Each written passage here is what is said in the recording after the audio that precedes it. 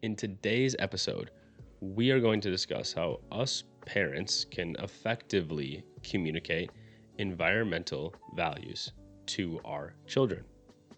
Utilizing Stuart Hall's encoding and decoding model, we explore strategies to ensure your message resonates. Let's dive in.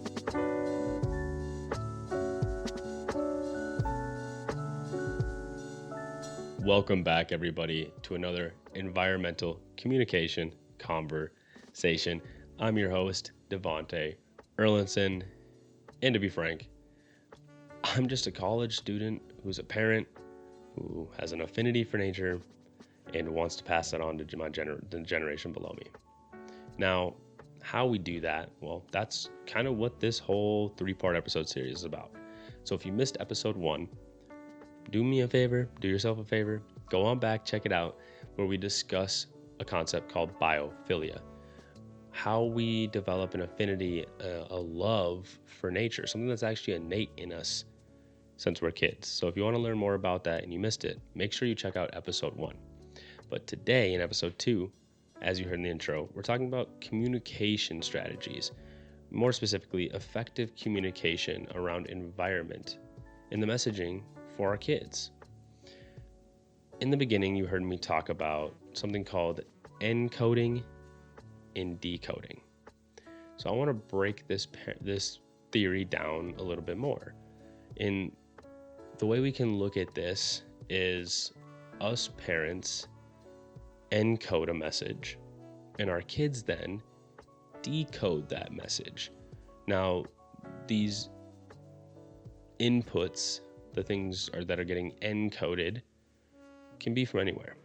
Us parents, school, social media, news outlets, whatever the case may be. So video games, movies, it all can do it. I want to focus on the parent aspect, right? Who these kids are looking up to every single day. Because I know if you're listening and you're a parent, you're a great parent. And your kids look up to you. And if you're not a parent, there's probably some little people who do look up to you. So let's keep that in mind. So encoding, what is it? Well, I'm just going to read my notes here for you so I don't mess this up along the way. Encoding is the process by which communicators, us parents, or like I said, those media outlets, create messages, embedding them with meaning based on their perspective, intentions, and cultural context. Now, decoding. The audience interprets or reads these messages, which can vary depending on their personal experiences, values, and beliefs.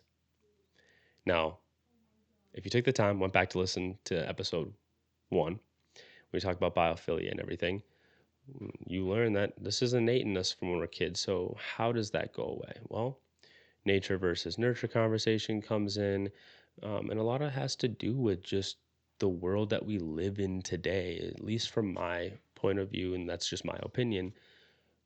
But I do believe that. And I do believe it's, because these encoding and decoding messaging systems and how embedded they are in our day-to-day life, we really don't even realize it. Let's think about this real quick, like a miscommunication that we could think of with our kids and how we could avoid it.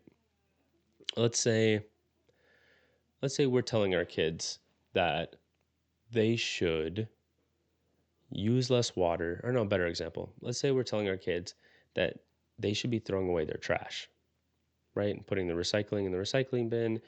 They should be rinsing out their stuff, doing all those steps, and maybe reading the bottom of the recycling or the bottom of the material to make sure that that is recyclable, right? Teaching them the things or talking about those things. But then they watch us. And then we go and we throw whatever in the trash bin. And we don't follow through with the things that we're telling them are good for the environment.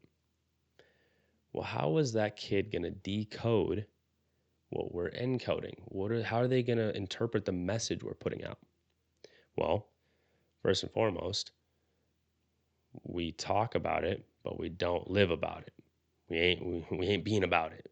Now, that's an issue in itself, right? Not even thinking about the whole environmental side of this, but if we're teaching our kids, hey, you can say something but not follow through, that's a bigger issue right there. And if we take it back to the environmental side of it, well, how are they going to grow up?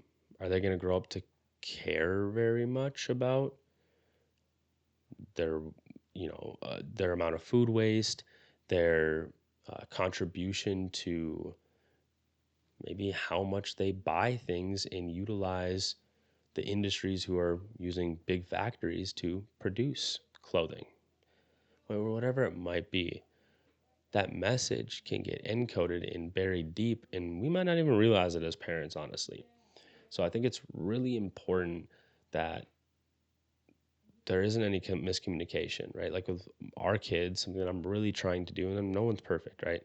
I know I've done this myself, and I might not have followed through or lived exactly how I tell them to live. One thing I always tell them is, hey, I want you to be better than me. That's the whole point. Like, I want my kids to be so much farther than where I'm at 27 years old. Um, and I want them to have a bigger affinity for nature and to do better than I have. And that's kind of just where it all starts, right? Me being upfront and honest with them. And then also explaining to them, like, dad's learning. I'm trying to do better. Me and mom are trying to live a different life that we weren't really taught how to. And we're all trying to learn together. And I think that's an important conversation to bring into the household, because then maybe there isn't going to be so much miscommunication and they'll understand, okay, we're all learning. What matters is we show up every day and we keep doing our best. 1% better every day is 365% better in a year. That's pretty crazy. And even if you're not growing every single day, if you're aware, you're making those little changes and you're staying fast in that and doing your best, that's all we can ask for. And it all starts with us, right? And that messaging system.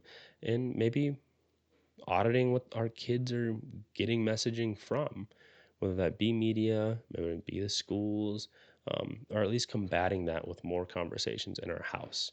So, some tips for effective messaging with your children at home, so we don't have, you know, issues or muck ups when it comes to the encoding and decoding process here, would be to use age appropriate language and storytelling. Something that I love to do is pull on books and movies. So, like the Lorax is a great, great movie that I didn't even realize when I was watching it as a teenager that it's all about nature. It's all about what can happen if we just take, and don't take a moment to realize what Mother Nature is doing for us. It's a pretty big concept in a little kids movie, but the kids get it. They really do. If you read the book, it's the same thing. They really understand it. There's a lot of different examples of this out there. So I'm not saying kids can't watch TV, they can't consume these things, but maybe it's on us to make sure that we're auditing those things and making sure that those subliminal messages that the kids are getting is in the realm that we want it to be. And for me, that's in the realm of having that biophilia, gaining an affinity and love for nature. Take it back to episode 1 real quick.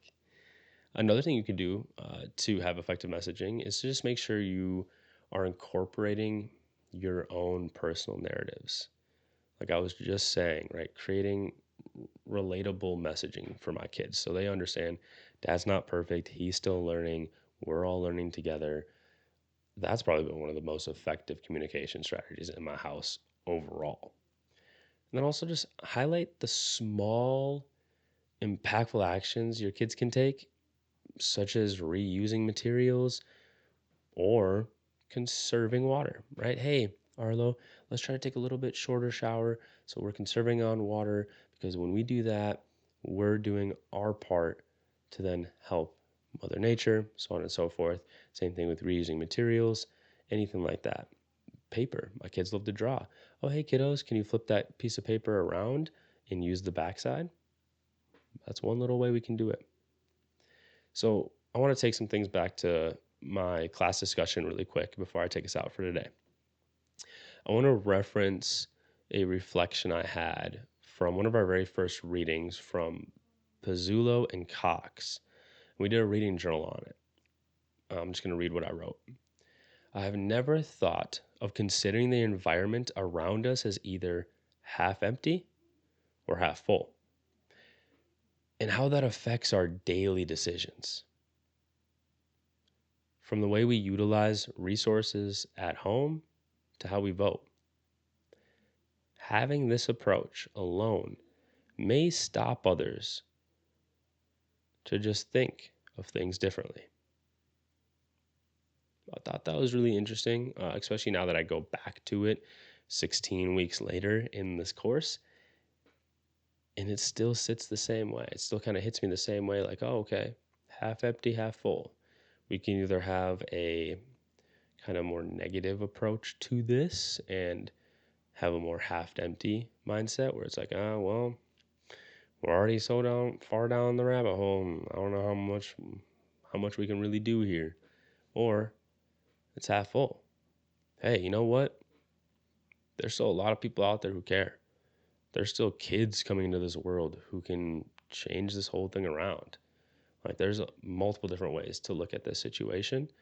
And I think it's pretty cool if we take that a step further and try to, break all this down, our messaging, the encoding systems that our kids are decoding, all the way back to everything that we do, the way we live our lives, voting, all those things. I'm not saying you have to be perfect right off the bat, but I'm not either. Trust me, I'm still working on this. But just looking at all those things and how do these things relate to what your overall feeling with nature is.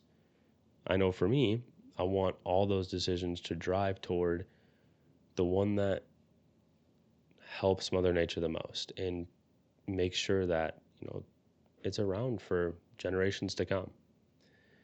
Now, another thing I want to bring in from class was this discussion we did, and I think it brings in a little bit of an example here to end it for you all. One more on how this can be a little bit confusing for different audiences and how things can be interpreted. So there's a video I'm going to post. It's down in the description. You can check it out. It's about Mother Earth. And I watched it. And a question I answered for myself was, how might different audiences interpret the content? Well, the public, in my eyes, the way they would see Mother Earth is inspiring and makes them want more of that in life.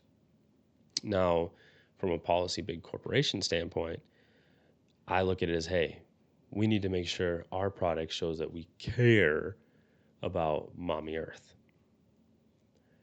And I kind of take that back to my own thing where it's like the zoo, right? The zoo pops in my head. It's one of the readings we had to do for class. It was about zoos.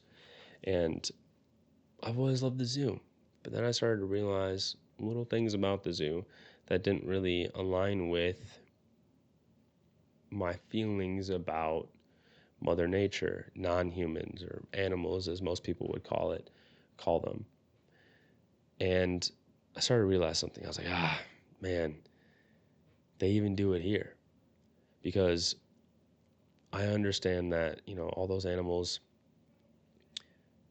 they might need a place to live. They might be injured and everything. But I think the zoos put so much messaging on that. So then us who are kind of on the fence of these things, us parents who are on the fence of these things, kind of disregard it.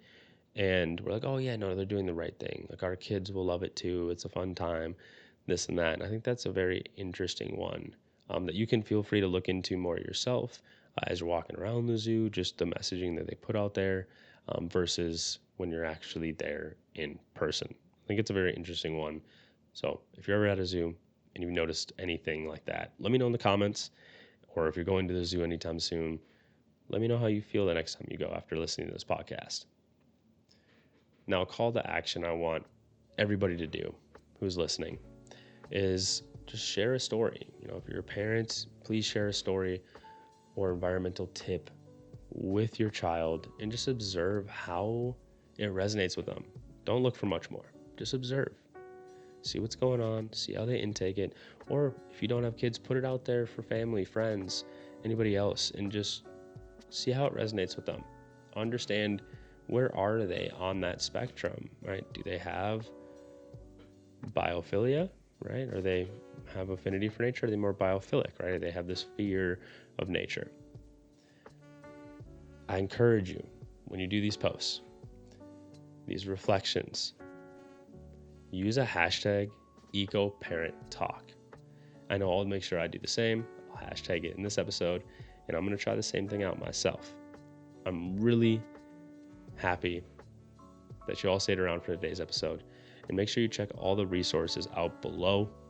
I have another website for you all that I pulled. It's epa.gov/teachers, and it just offers a variety of educational materials tailored for teaching environmental awareness. Perfect for us parents who just want to learn more about this for ourselves and also teach that to the next generation. I also have a podcast episode that I thought was pretty interesting. It's just about garbage, but our language around it, and I think it's really interesting. So if you want to check that out, please feel free to do that. That is Discard Anthropology with Dr. Robin Nagel, I believe. The host is Ali Ward, so check that out, and you also can check out the video of Rights of Mother Earth, all down in the description below. I'll see you all for the final episode in this series with Environmental Communications, episode 3. I'll see you there.